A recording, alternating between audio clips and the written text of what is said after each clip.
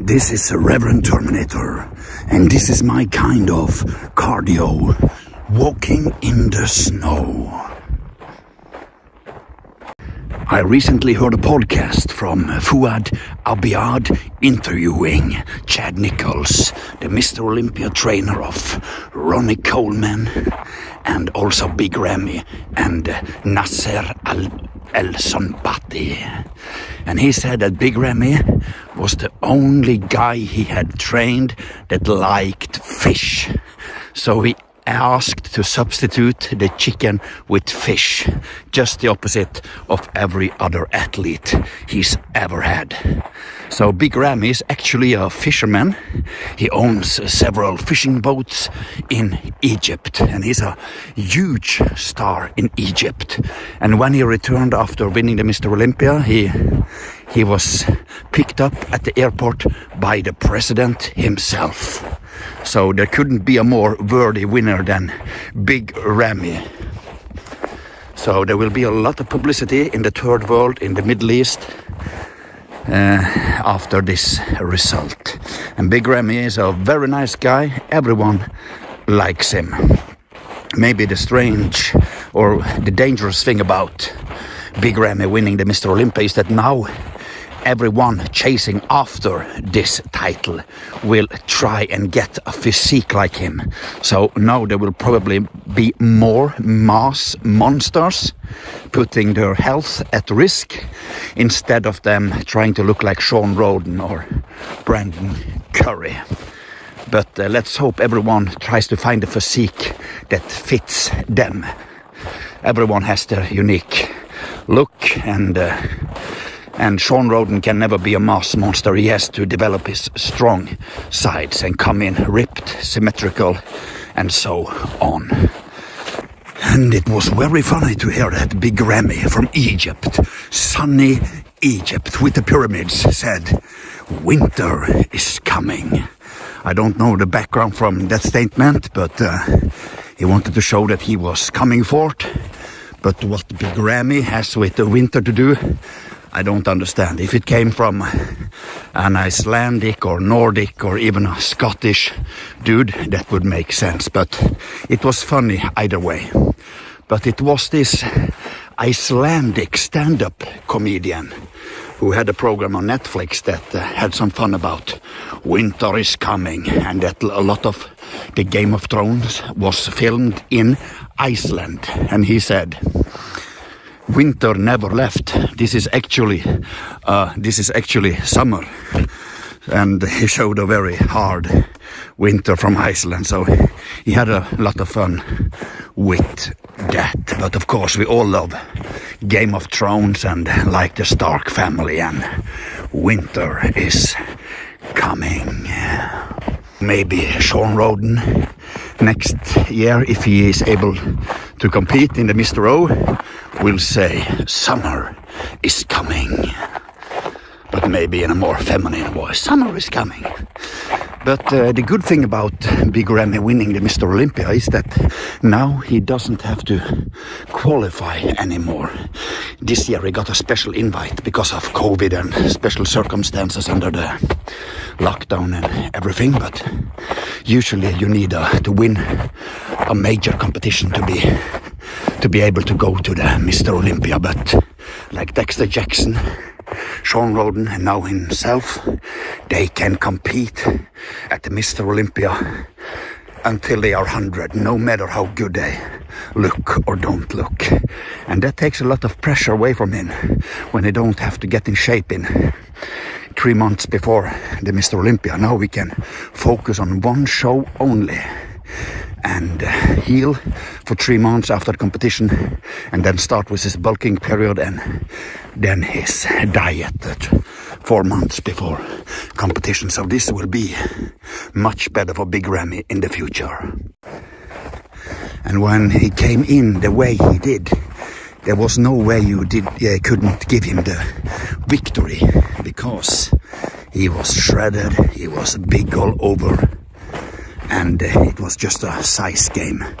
So even if Brandon Curry was better than the year he won Mr. O, he came in second. But that does not mean that Big Ramy is the ideal physique. He will never be a beautiful bodybuilder like Heath was in his prime. I guess because Heath has a kind of obnoxious personality, nobody likes him, then we don't realize how great a bodybuilder he was. Put his personality aside, just look at his body, face, everything.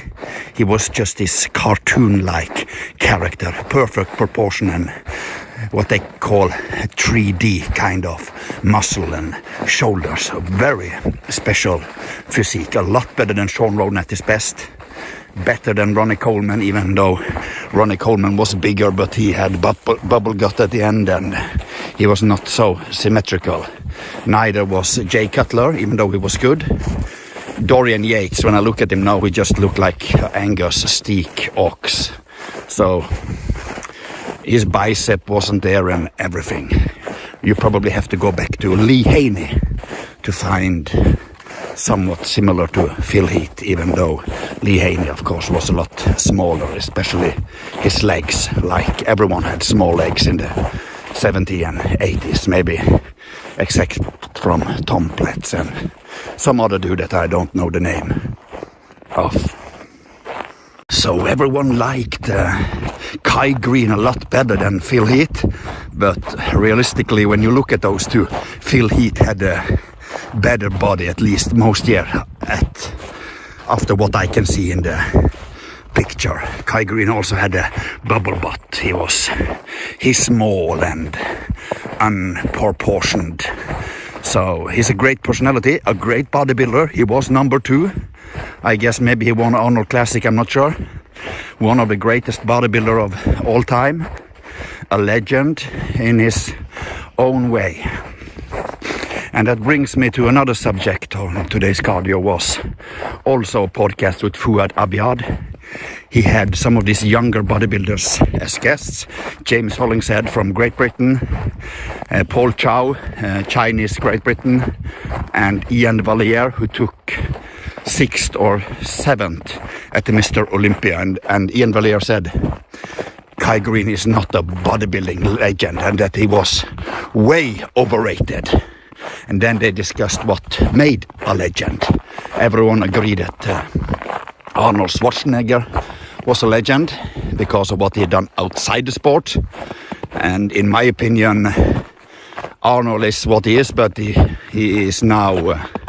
he made bodybuilding what it is also, but he's more famous for being an actor and a celebrity now maybe than a bodybuilder. And in a lot of his movies, you could see he was really small and had narrow shoulder, but of course you have to call him a bodybuilding legend.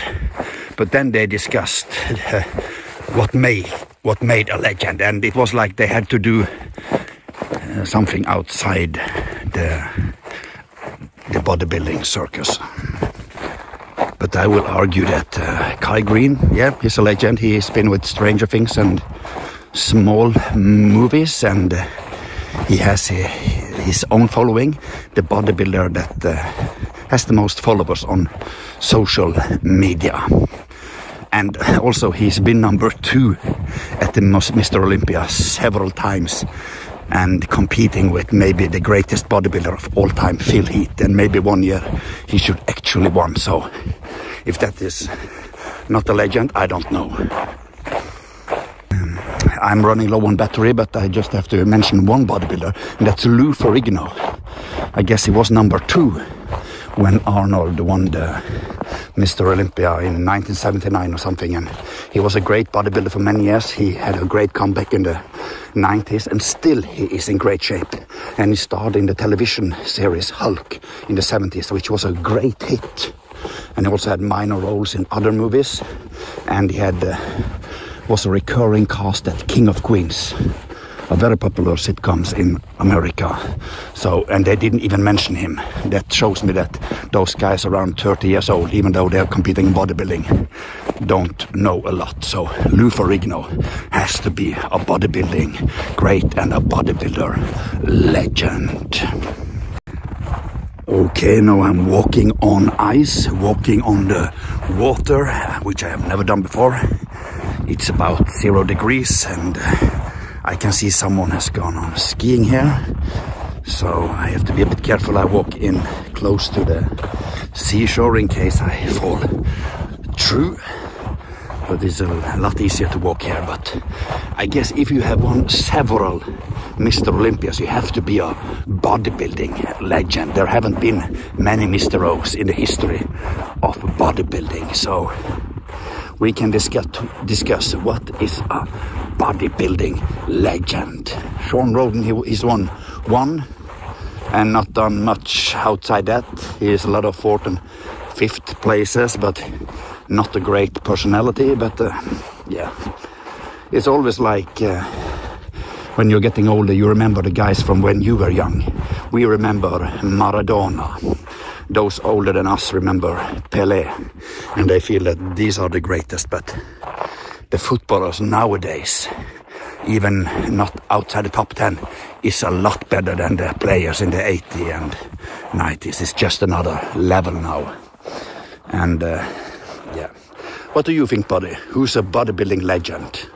And what makes the status of a bodybuilding legend? What is the ingredients in such a title?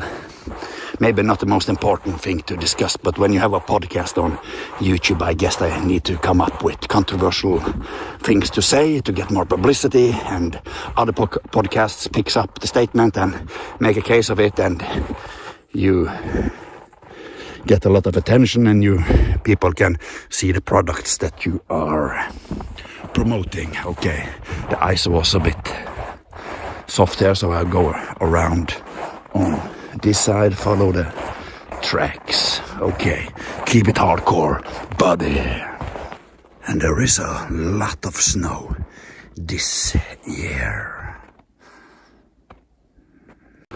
I think that Arnold at his best was probably the prototype of what a bodybuilder should look like. He had a physique like we never seen before or after, just this magnificent, beautiful body. But that was when he was in top shape. And now there is a classic physique, which gives the bit taller guys a chance. You don't need to be so muscular, you need to have more proportion and so on. And now it's Chris Bumstead who is the worthy and clear winner in that class, and it looks like he's going to bring home the title every year. His hardest opponent, Brian Ainsley, is a lot shorter, don't have that type of frame, and I'm so glad that they give the victory to the taller one. And I think in bodybuilding they should rate taller bodybuilders higher up, and maybe look at them different than the small, stocky bodybuilders. For when you are in person, everyone thinks that the taller bodybuilder looks much more beautiful and greater aesthetic than just a small, round piece of muscle like a bulldog.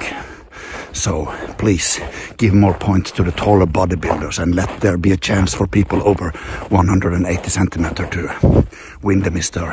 Olympia. They have great physiques. I think Arnold was a 186 or something, and Lou Ferrigno was over 190.